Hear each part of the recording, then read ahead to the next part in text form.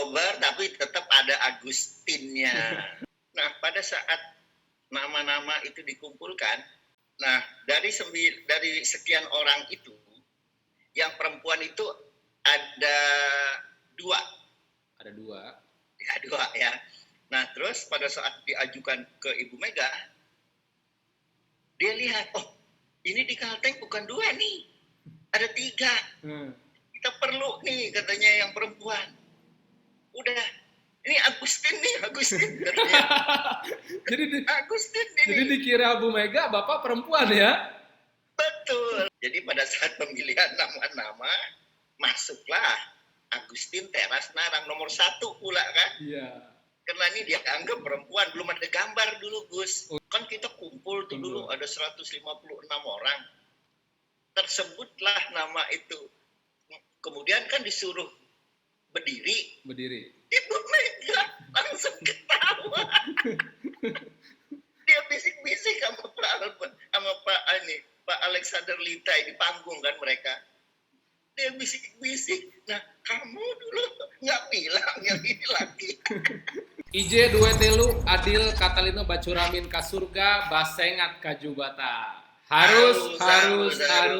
Wah, suatu kebanggaan sekali nih buat kita nih teman-teman, terutama di podcast saya ini kehadiran idola saya ini, beliau nih, Bapak Dr. Agustin Teras Narang SH. Nah, jadi kalau ada Agus Junior, ini Agus Senior nih sebenarnya nih. Makasih ya Gus, luar biasa, hebat podcastnya. Meskipun beliau ternyata lahirnya di Oktober Pak ya, 12 Oktober 1955. Betul. Ini ceritanya dapat nama Agustin dari mana nih Pak? Wah, saya kira Agustin. Saya mesti tanya ayah saya yang almarhum sama ibu saya yang udah almarhum nih. Belum sempat nanya kemarin ya? Iya, Agus itu nama dari kakek juga. Gus, kakek. Jadi nama kakek saya itu juga August dia. August. Terus Pak ini almarhum ayah saya juga Waldenar August. Mirip ini dong. Ngutip nama kaisarnya Roma. Kebetulan Agus penggemar ini serial Roma tuh Pak. Iya, dan mereka kan generasi ada yang tahun 18-an. Iya. Ada yang tahun 1920-an. Iya. Nah, dulu kalau August itu kan paling terkenal itu. Betul. Ada namanya August Comte, kemudian yang di Jerman August Fraser dan macam-macam. Nah, saya lahir di tahun 55. Meskipun Oktober tapi tetap Agustin gitu ya. Oktober tapi tetap ada Agustinnya. Keren Gus. Iya. Ini ada kejadian loh Gus, ini podcast nggak apa-apa ya? Betul Pak. Ini kita santai ada aja kejadian. Nih. Jadi di tahun 99 saya kan terjun ke dunia politik Gus. Betul. Nah, pada saat nama-nama itu dikumpulkan, dari Kalteng kan ada pada saat itu ada sekitar 9 orang. Dari PDI Perjuangan. Betul. Nah, dari sekian orang itu, yang perempuan itu ada dua. Ada dua. Ya, dua ya. Nah, terus pada saat diajukan ke Ibu Mega, dia lihat, oh ini di Kalteng bukan dua nih, ada tiga. Kita perlu nih katanya yang perempuan. Udah, ini Agustin katanya. Agustin ini. Jadi dikira Bu Mega Bapak perempuan ya? Betul. 99 kan dia mengenal. Kalau dia ketemu mungkin dia kenal. Iya. Tetapi nama kan pada saat mereka berunding, nah Pak Sekjen almarhum Pak Alexander Litai, dia tahu saya. Karena saya sudah lama kenal beliau di UKI. Dia diam aja, nggak ngomong. Jadi dia pikir ibu ketua udah ngomong begitu, udah menunjuk langsung Agustin Teras itu, udah jadi itu barang. Jadi kadang-kadang nama itu juga membawa berkah loh. Pas ketemu ternyata laki-laki Pak ya? Iya, tapi udah jadi. Jadi udah itu kan pada saat pemilihan nama-nama tuh. Iya. Jadi pada saat pemilihan nama-nama masuklah Agustin Teras Narang nomor 1 pula kan? Iya. Karena ini dia anggap perempuan, belum ada gambar dulu, Gus. Oh iya betul. Di tahun 99. Gilirannya pada saat udah terpilih, kan kita kumpul tuh dulu ada 156 orang. Tersebutlah nama itu. Kemudian kan disuruh berdiri. Ibu Mega langsung ketawa. Dia bisik-bisik sama Pak Alexander Litai di panggung kan mereka. Dia bisik-bisik. Nah, kamu dulu nggak bilang yang ini lagi. Itu waktu DPR RI Pak ya? DPR RI pertama? Nama ya itu 99 yang pertama. Oh iya. Maaf ya kalau jadi panjang cerita gue. Nggak apa-apa, Pak. Memang kita santai-santai doang nih kan. Oh iya, kita kalau di sisi lain biasanya kalau seminar serius mulu kan. Nah, di podcast ini kita bicara santai. Yang Agus tahu juga Pak Teras ini adalah orang yang perfeksionis gitu ya. Jadi ini buat teman-teman tahu saja kenapa saya ngefans dengan beliau ini. Awalnya saya dulu pengurus BEM Unpar. Waktu itu presidennya Bang Freddy Simamora, Pak. Bang Freddy masih kenal dong? Iya, betul. Nah, betul. Jadi waktu itu kan kita ada temu wicara mahasiswa se-Kalimantan Tengah ceritanya, TWMKT. Agus waktu itu kebetulan dipercaya sebagai ketua panitia tuh. Masih semester 1 itu Pak, semester 1-2 itu betul.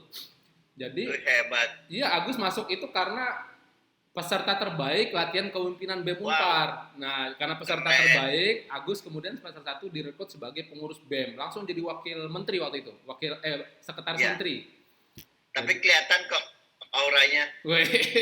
Jadi ceritanya nih teman-teman, Agus nih ngantar proposal nih ke Pak Teras. Ini pertama kali first time ketemu Pak Teras kan? Jadi Pak Teras baca itu sambutan, ada satu kalimat yang Agus sampai ingat sampai sekarang tuh. Jadi Agus nulisnya waktu itu kan sense of crisis itu. Nah kebetulan ini kata-kata yang lagi viral nih berapa hari karena disinggung Pak Jokowi juga pada saat marahin menteri gitu ya. Betul. Jadi sense of crisis, langsung Pak Teras ngomong, ini Agus, ini salah loh nulis. Nah saya langsung kaget itu.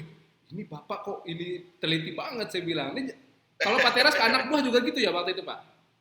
Kenapa? Kalau dengan anak buah misalnya dengan tim kerja juga kayak gitu Bapak ya, perfeksionis kayak gitu ya? Gini Gus, itu ada ceritanya itu.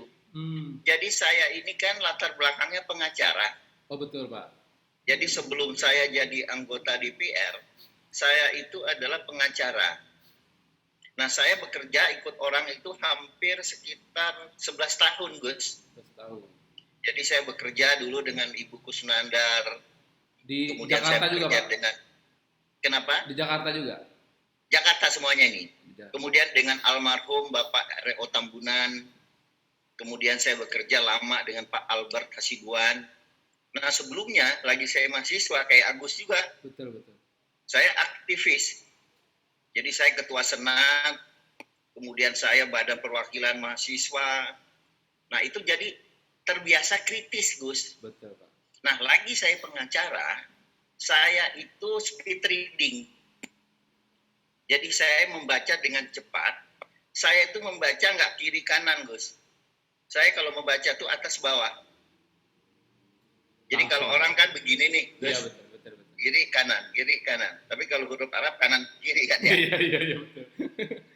Nah, saya dari atas ke bawah, Gus. Nah, karena terbiasa. Saya dulu kan nggak ada komputer. Betul Pak, betul. Jadi terbiasa melihat kayak begini. Terus kemudian satu hal lagi yang ini kelebihan nih Tuhan yang kasih mungkin ya Gus ya. Betul. Anugerah juga nih. Saya selalu berhenti pada kata yang salah. Jadi misalnya pada. Misalnya tertulis TDA aja. Saya itu langsung berhenti tuh. Oh ini kurang A. Misalnya demikian, kurang I-nya, demikian. Yeah. Saya langsung berhenti di situ. Jadi kalau ditanya sama Agus, kenapa saya itu, nah itu terbiasa. Terbiasa karena zaman mahasiswa. Kami di mahasiswa dulu, program saya itu ada namanya LTC, Gus. Artinya adalah Leadership Training Course. Oh iya. Kursus training. Jadi kami dari mahasiswa itu dilatih. Saya dulu nggak pakai semester ini pakai tingkat dulu. Saya dari tingkat 1 lagi botak. Itu udah jadi sekretaris Badan Perwakilan Mahasiswa, Gus. Berarti ada yang sama nih Pak, dengan Agus berarti ya, semester 1 udah jadi pengurus BEM. Persis kena Agusnya. Iya betul. Ini masih botak Gus, masih botak udah jadi sekretaris. Jadi itu mewakili 5 tingkat 1 sampai dengan tingkat 5.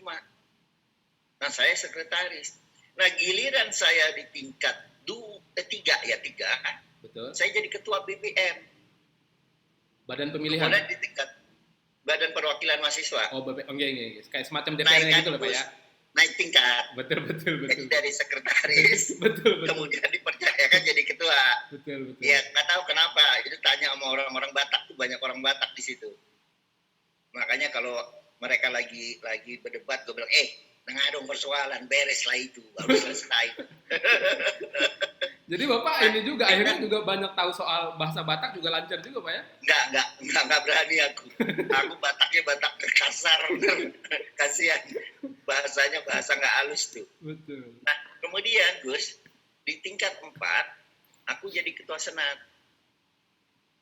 Sampai tingkat 5, makanya aku terlambat setahun tuh. Kuliah? Selesai. 5 tahun. Gara-gara saya itu aktif di kemahasiswaan. Iya. Lebih keren Agus dong, Pak. Kenapa? Lebih keren Agus dong. Agus tepat waktu, Pak. 7 tahun. Hebat. Di situ Agus hebat. 7 tahun, Pak. Tepat waktu 7 tahun. Jadi Agus nggak mau courting, nggak mau juga lebih. Jadi pas 7 tahun. Pas ya. Hebat. Skripsinya sengaja ditunda itu, Pak. Sengaja pengen ngabisin masa-masa aktivis tuh. Sengaja memang. Oke. Kuliahnya udah habis, tapi skripsinya itu dari semester 8 Agus nggak kerjain memang, sengaja emang. Waduh. Bandelnya itu memang, sampai ditanya orang tua juga, ini Agus ini ngapain nggak selesai gitu. Oh gitu. Iya. Nah, ini Pak, gitu ya. Kita mulai podcast kita ini mungkin dengan rapid test Pak ya, bukan rapid test corona nih, tapi pertanyaan cepat maksudnya. Oh ya, oke. Pertanyaan cepat maksudnya. Nanti ini kita akan menggambarkan karakter Pak Teras ini dengan 3 pertanyaan cepat nih teman-teman ya. Pertama, Pak Teras pilih keluarga atau karir? Keluarga. Kenapa tuh Pak? Padahal karir Bapak kan cemerlang. Gus, ya, keberhasilan kita itu tiada lain adalah dukungan keluarga Gus. Saya merasakan sekali Gus. Pada saat anak saya baru pertama lahir, saya tuh lagi aktif-aktifnya bekerja dengan orang, Gus. Nah, saya selalu melihat bahwa ini kelahiran ini adalah merupakan anugerah. Betul. Karir saya itu makin naik, Gus, dengan anak lahir. Terus anak kedua, Bernika yang sekarang dosen di UI. Saya itu masih kerja di Ternate, Gus. Sempat juga Pak ya ke Ternate segala ya? Kenapa Gus? Sempat juga ke Ternate segala macam untuk kerja Pak. Saya 6 bulan Gus di sana. Dan itu dulu nggak seperti sekarang. Betul. Dulu dengan ke Ternate itu dengan pesawat diisi 9 Gus. Yang kecil itu Pak? Iya. Yang kalau menangin ngeng gitu ya? Iya. Itu dari Manado. Berarti lebih besar pesawat yang kayak Palangkaraya ke Pangkalan Bun dong? Masih lebih besar itu Pak ya? Ya beda. Kalau itu kan ada dulu yang pesawat Twin Otter. Oh, yang kecil itu. Ada yang kecil, ada deraya itu dulu. Itu. Jadi itu, Gus. Kenapa saya memilih keluarga? Sampai anak saya yang paling kecil, si bungsu juga gitu. Dan saya tidak akan ada begini, Gus, kalau nggak ditopang keluarga. Betul, Pak. Ini jarang nih yang milih begini, soalnya aku sorry Pak. Di podcast kemarin juga pernah nanya nih ya, ada yang milih karir juga nih ketimbang keluarga gitu. Yang kedua nih Pak. Nanyanya pasti, Gus, pasti nanyanya sama aparatur sipil ya? Iya, betul. Benar ya? Kok benar Pak tebakannya Pak? Nah, iya pasti tuh. Karena mereka ntar 35 tahun ya kalau nggak melihat karir, waduh, repot itu. Iya. Yang kedua Pak, Bapak pilih berkarya tapi banyak dikritik atau lovely man yang dicintai banyak orang tapi ya udahlah diam aja. Berkarya tapi banyak dikritik. Wah, ini cocok banget nih. Bapak dulu waktu gubernur perasaan sering di demo tapi nggak pernah protes juga. Nggak pernah juga tuh ada misalnya gimana. Tapi apa Pak rahasianya Pak? Vitamin Pak ya. Enggak, karena kita kadang-kadang kita bekerja ada hal yang di luar kemampuan kita yang kita salah, Gus. Betul. Tapi kalau kamu nanti Kak Agus jadi pemimpin. Amin. Kamu merasakan, Gus, bahwa kalau laporan dari bawah itu selalu bagus. Oh iya. Makanya kalau Agus ikutin, kenapa saya sering turun? Dan kalau saya sering turun ke kabupaten, itu nggak pernah naik pesawat. Kecuali kalau ada upacara ya. Betul. Kalau kunjungan kerja, saya selalu naik mobil. Supaya tahu langsung Pak ya, keadaan. Itu. Dan saya malahan kalau nggak dikritik, minta dikritik.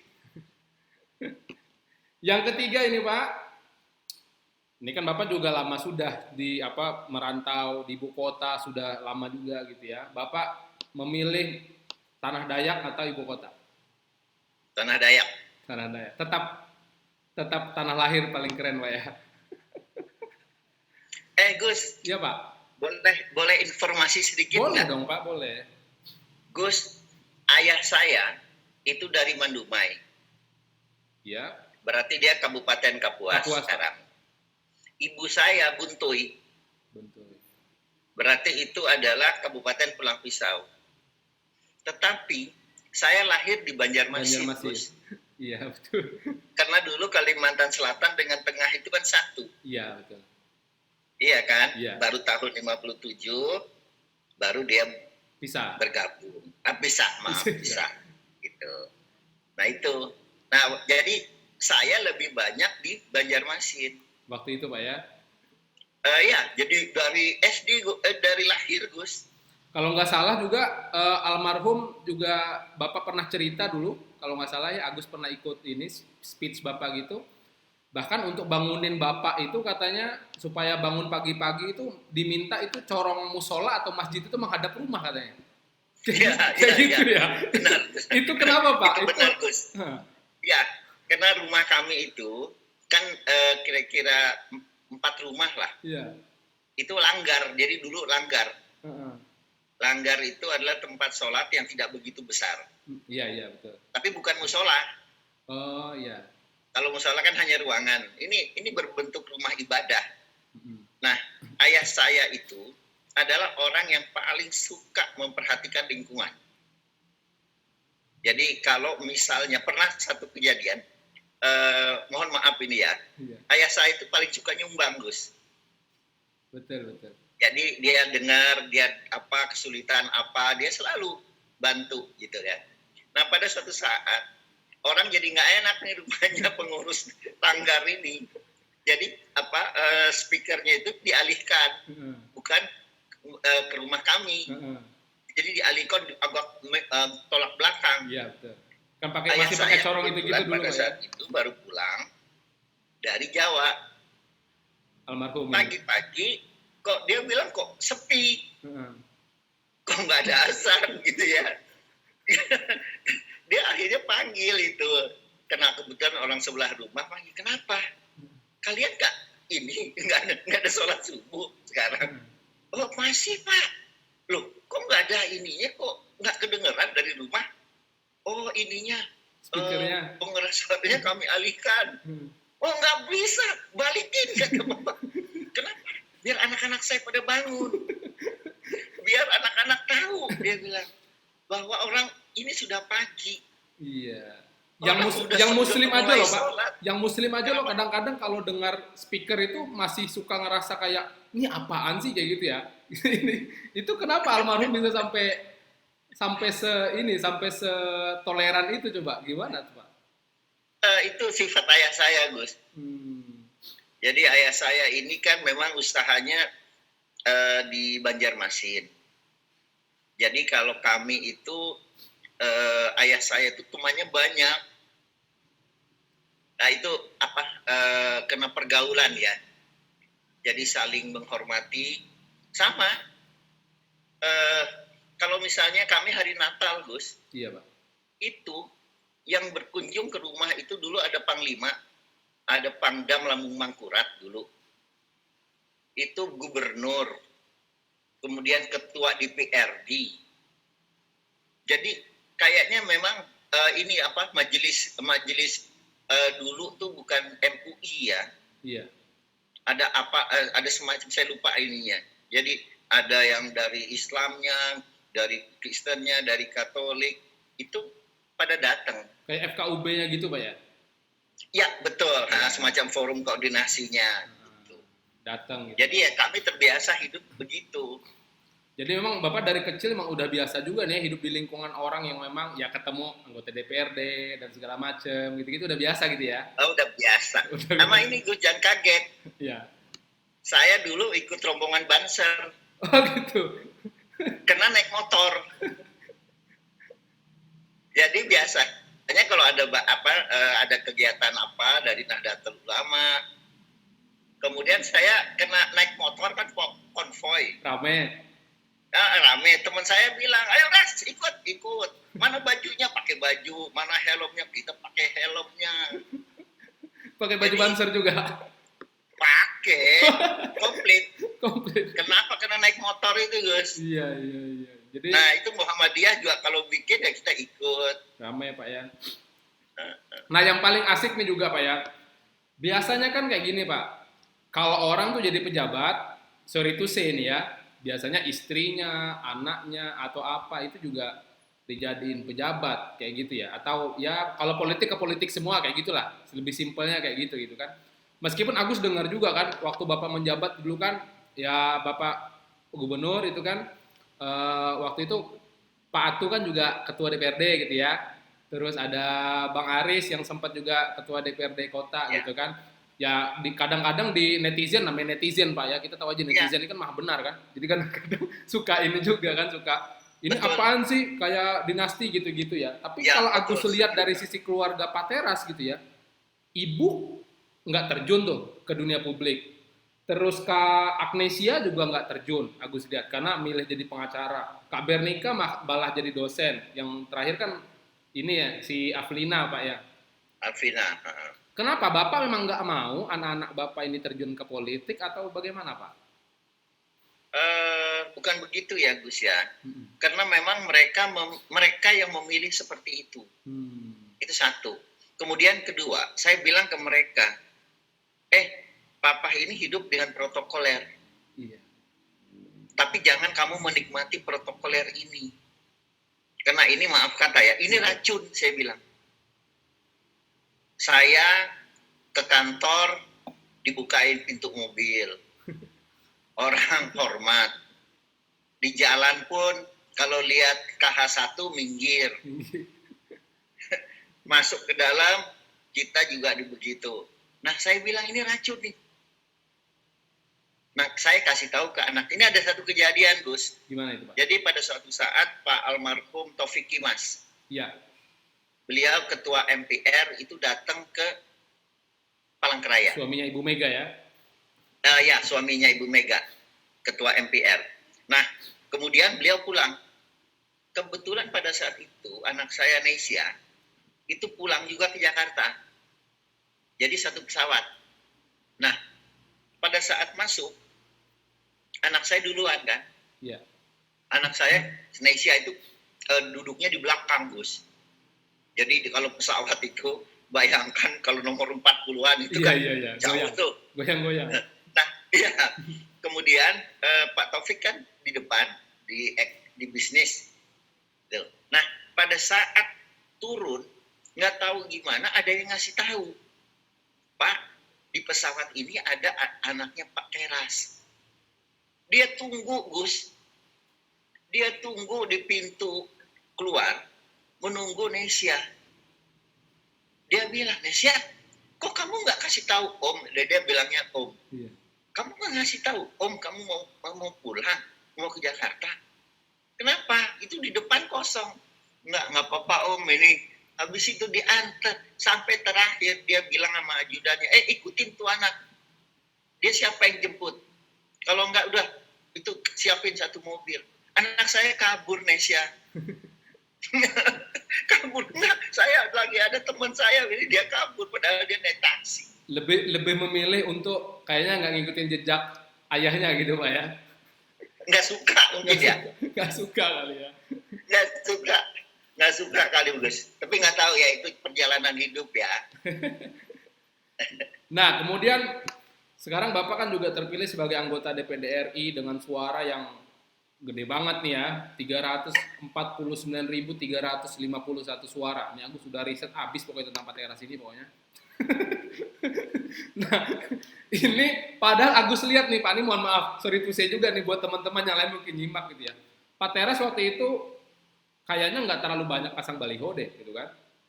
Terus juga beda dengan yang calon DPD lain Agus lihat tuh kan hampir rame kan, di tiap tikungan ada tuh. Kalau Pak Teras kemarin nggak terlalu ada. Di Kumai itu juga, karena Agus kan aslinya Kumai Pak. Iya Gus. Jadi di Kumai saya lihat foto Pak Teras cuma satu aja, balihonya yang kemudian itu memang ditempel oleh KPU, kan ada yang kewajiban oleh KPU nempel kan Pak ya. Nah, iya, cuman itu doang, tapi suaranya signifikan banget nih, bahkan kalau digabungin pemenang kedua dan ketiga itu belum bisa nih nyamain suaranya Pak Teras gitu. Ini apa nih Pak, kira-kira kiatnya Pak untuk itu? Kali aja kan bagi politisi muda mau niru gimana gitu kan, buat Agus juga mungkin. Waduh. Ini begini ya Gus ya. Iya. Kalau kita bertanding, khususnya di pemilihan, itu yang paling penting pertama kan adalah orang kenal Gus. Betul. Siapa sih Agus itu? Oh, dilihat foto Agus. Oh, Agus yang ada podcast yang keren itu. itu baru tahap pertama Gus. Iya. Pengenalan dulu. Nah, saya yakin dengan saya 10 tahun dan saya ya bersyukur kepada Yang Maha Kuasa. Ya hampir ya boleh dibilang ya kalau nggak ininya ya sekitar 70% lah Gus kenal saya. Atau ya 60% deh, 60% lah kurang dikit gitu. Popularitasnya udah dapat duluan lah. Kenapa Gus? Popularitasnya udah dapat duluan Pak ya. Ya, popularitasnya, pengenalannya. Dan kemudian setelah itu kan orang langsung berpikir Gus, ini si Teras ini apa sih performance-nya? Iya. Mampu nggak dia bawa suara kita nanti di PD?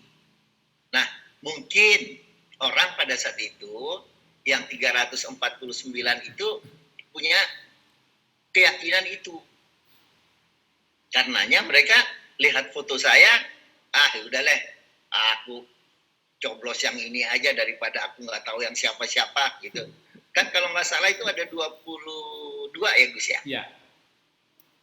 Pesertanya. Iya betul Pak, betul. Sekitar 22-an. Dan satu lagi Gus, gambarku kan senyum-senyum Gus. Iya benar. Iya. Jadi pokoknya paling keren, paling tampan lah ya. Kenapa Gus? Paling tampan lah pokoknya. Enggak lah. Enggak lah Gus. Enggak, artinya ya itulah. Udahlah. Nah, believe it or not Gus. Iya. Ada satu TPS yang 100% itu tuh ke nomor 22. Ke nomor Bapak ya? Iya. Saya juga bingung nih. Saya curiga kan sama TPS-nya. Iya.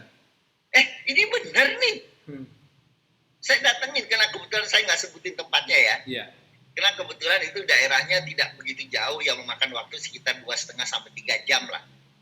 Kalau naik mobil dari Palangkaraya. Benar Pak. Karena ini ya memang itulah. Jadi saya pikir, jadi orang pada saat itu di TPS itu mungkin nggak ada foto orang lain lagi kali Gus. Yang kelihatan cuma foto nomor 22. Nah, kemudian yang asik juga ini Pak. Bercanda ya Gus ya. Kemudian ini Pak yang asik juga Pak. Kan dengan kapital sosial Bapak yang udah signifikan banget ya, popularitasnya udah paling bagus juga gitu kan. Bahkan mungkin kalau bisa secara undang-undang boleh gubernur lagi, bisa terpilih lagi gubernur kan gitu ya. Kenapa Bapak justru loncat ke DPD, tidak ke DPR? Ada misi apa sebenarnya Pak dengan ke DPD? Ya, wah ini jadi rahasia pribadi nih. Iya, memang sengaja bongkar rahasia kita di sini Pak, podcast ini. Iya, karena Agus sih yang nanya jadi harus jawab nih. Gini Gus, Saya di PDI Perjuangan itu kan dari tahun 98. Betul. Kemudian saya 99 di situ. Saya jadi ketua komisi 2 di 99 2004. Kemudian ikut lagi 2004 2009. Saya ikut PDI Perjuangan.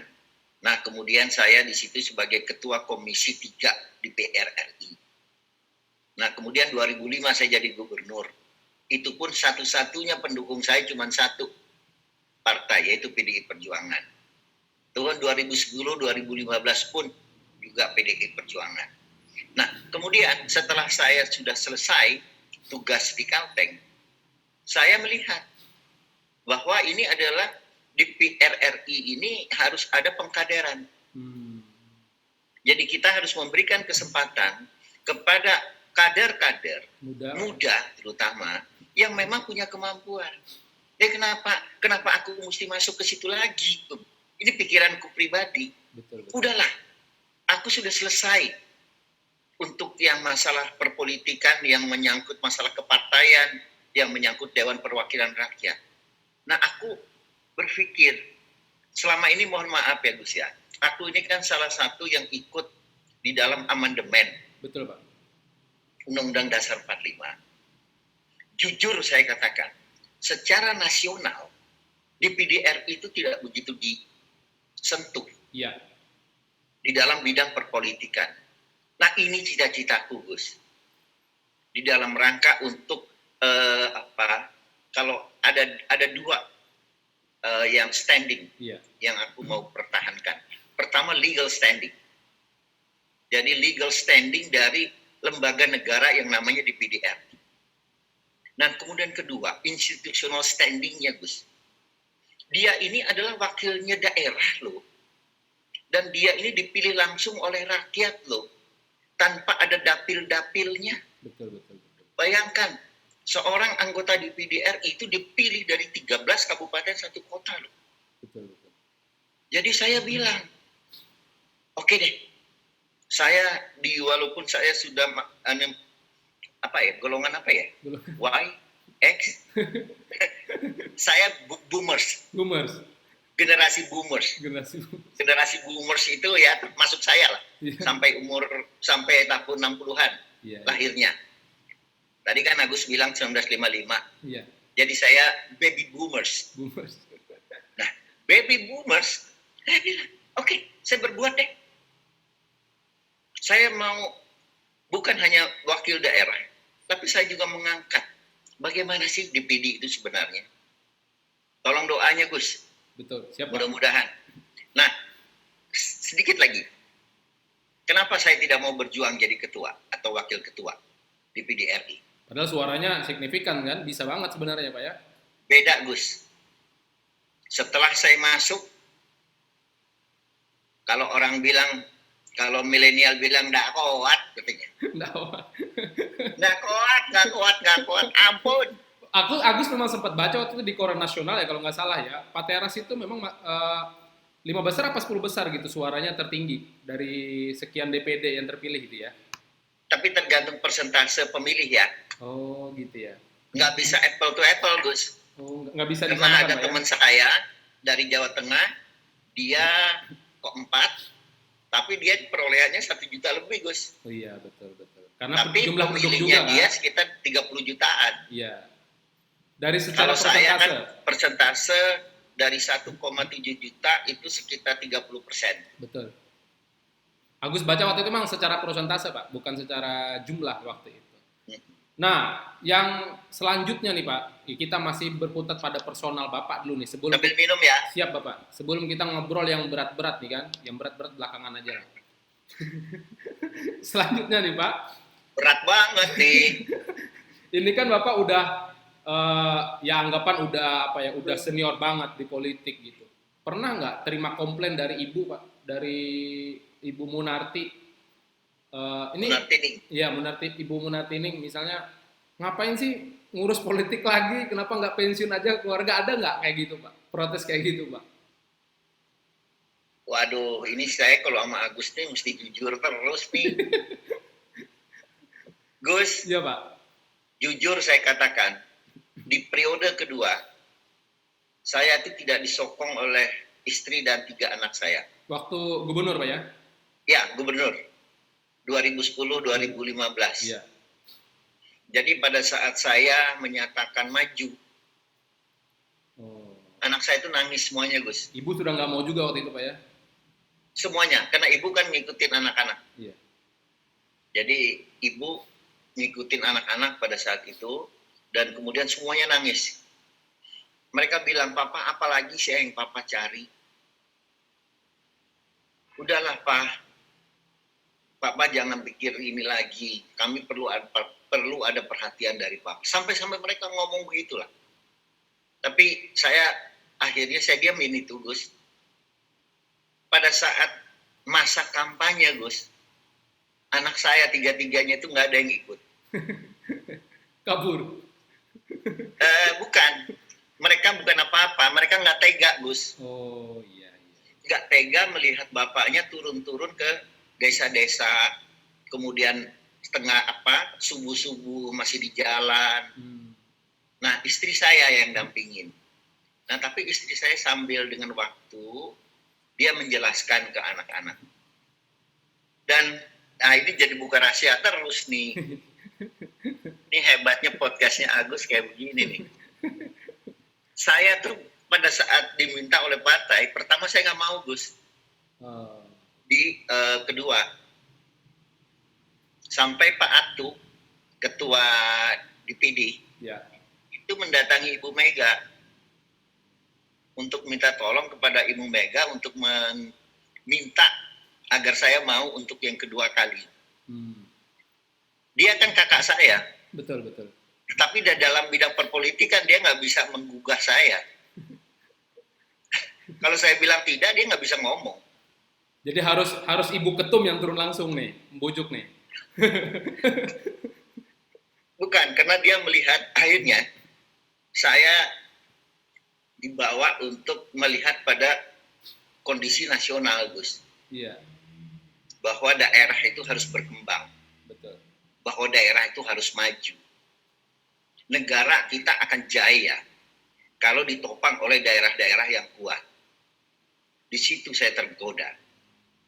Karena kalau sudah berbicara negara, kalau udah berbicara kepentingan bangsa, waduh udah, saya nyerah deh, Gus. Kalau udah berbicara merah putih, saya udah nyerah deh. Akhirnya saya katakan, oke, siap. Bu, mohon doanya, saya siap untuk melaksanakan tugas. Iya. Tapi saya ingetin, Gus, iya, Pak, bahwa seketika saya nanti jadi gubernur kembali, yang ada bendera cuma satu, merah putih, saya bilang. Tidak ada lagi golongan setelah itu, Pak ya? Ya, saya sudah jadi milik orang semuanya, Gus. Betul. Bukan lagi milik si A, milik si B, saya milik semuanya.